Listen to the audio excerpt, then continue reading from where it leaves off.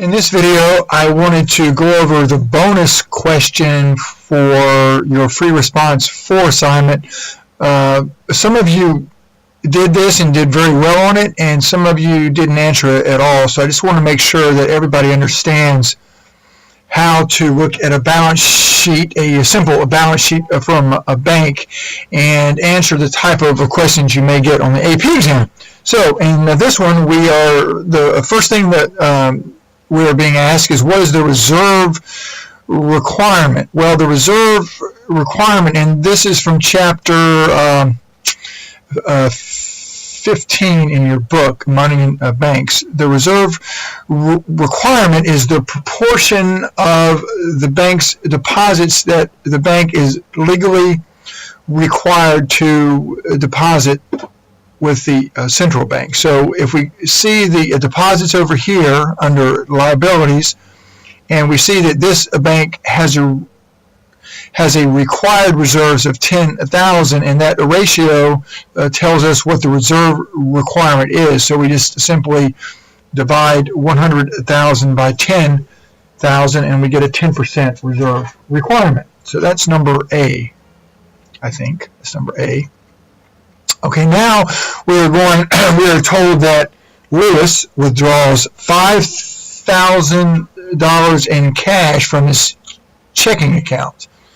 By how much will the bank's reserves change based on Lewis's withdrawal? Well, they're going to go down to, they're going to change by the amount of the withdrawal.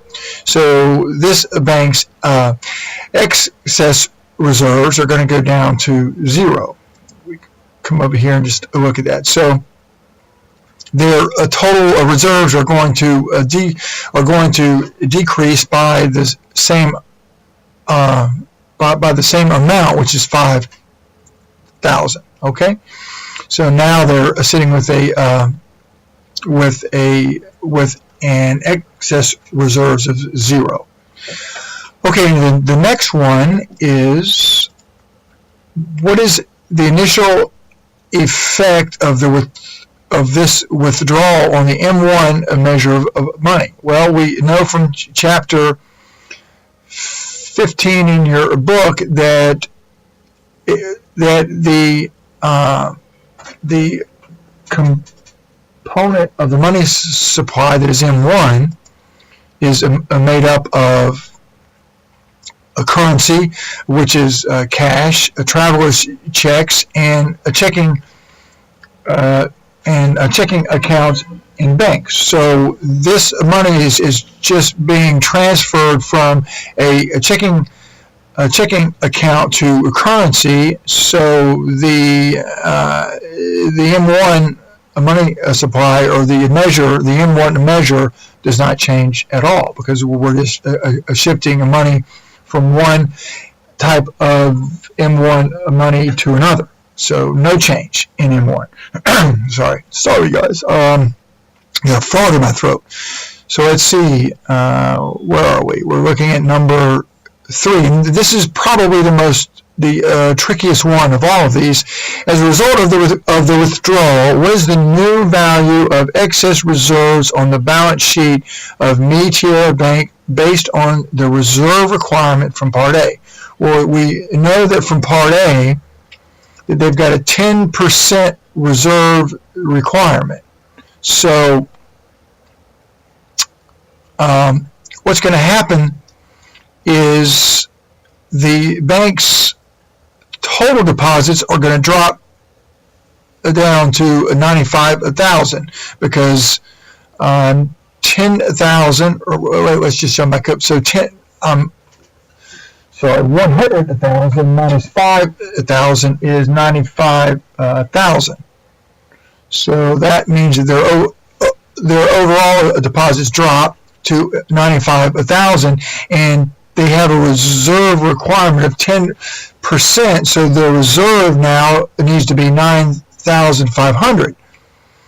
However, they still have in reserves 10,000, so they can take 500 of that 10,000 and put it in their excess reserve. So it's probably easier if you look at the old balance sheet right here and then see what the new one looks like right here. You've got the 5,000 coming out of here, and then that's going to bring this down to 0, but you still have 10,000 up here in the required reserves, but you only need 10% of your new your lower demand deposits, so you can take 500 and you can put that in your excess. So that's where we come up with our amount of $500 for excess reserves. Okay, so that would be your answer to part 3, 500. Okay, and then the last one is simple. It's just okay. So what if more money is withdrawn from deposits, and they go and they don't have any more?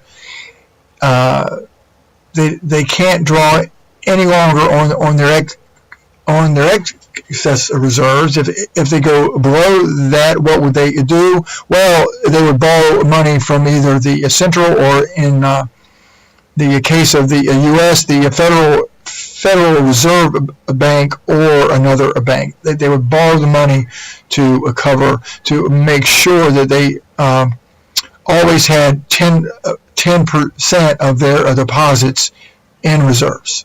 Okay, so that's how you need to answer a question like that's going to have a balance sheet on it. You might get one in your free response, and you'll probably get some questions about a balance sheet in the multiple choice section of the exam. Okay.